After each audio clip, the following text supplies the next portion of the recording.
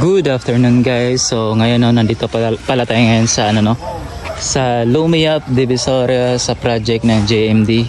So ito na yung mga ongoing bahay na ito. Ano to dito? Nasa 8 units ata, 8 slot. 1, 2, 3, 4 6, I think 6 units.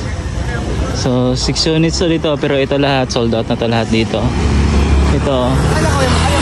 Yan o, ayan. Tapos ito, na siya, turnover na to sa owner. I-visit natin para maka-idea ko sa project namin. So yung pala dito, yung material ginamit namin dito, hindi na po hollow block yung ginagamit namin dito. Yung light panel na po, yung kay Slater Young, yung na-advertise ni Slater Young kasi siya yung may owner, siya yung owner nun eh. Ayan na.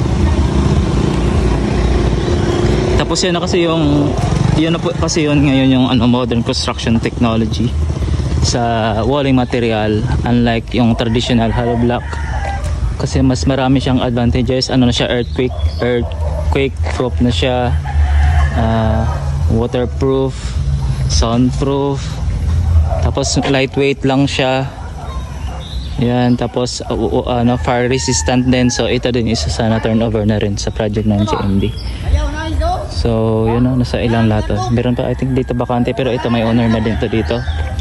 So sold out na po dito, nasa Lumiap. So last time visit ko dito, hindi pa to simentado dito. Simentado na siya, pero siya, hindi pa develop, yung sira-sira yung semento dito. Parang ganito pa siya, tapos may sira-sira. So ngayon inayos na yun. Ito ngayon ng government. Maganda na dito, matubig pa to dati dito. So ngayon ito maganda ng development yung road. So yun kung ang good news niyan, kung naghahanap kayo ng package house and lot na dito sa Zamboanga City, may kami ngayon, may available kami ngayon na site sa na siya, sa Pasobolong na siya. At ang maganda yung location doon kasi malapit talaga sa yung township, yung ginagawa township dito ni Manny Villar sa Zamboanga City, yung tinatawag na Andalus. So may mga doon, complete na yun doon. Parang na siya doon parang BGC yung sa Taguig, Bonifacio Global City. Yun yung development doon. Ang ganda ng development doon. Kung gusto magpasyal, may mga mall na doon sa Andalus.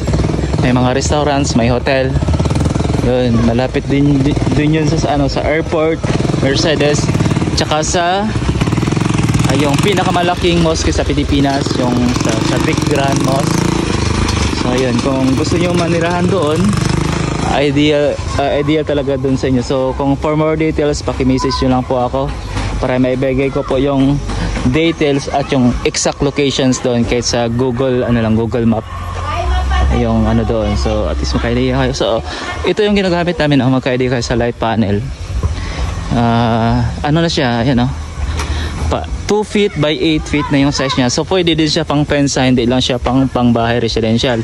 Actually pwede din siya pang bodega, commercial building, pwede din siya pang fence.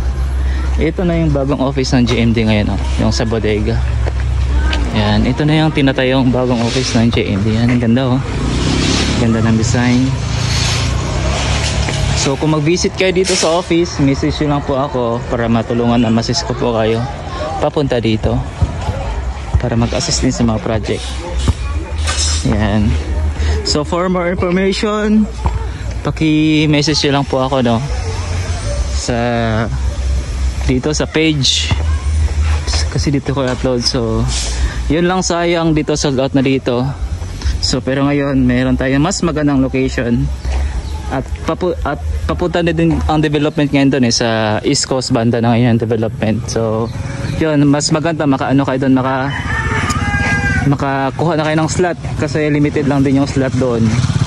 So sayang din kung maubusan na yun. So ipa-plus ko rin sa screen dito yung para ma-idea kayo konti doon sa Pasobolong kung saan banda yung site.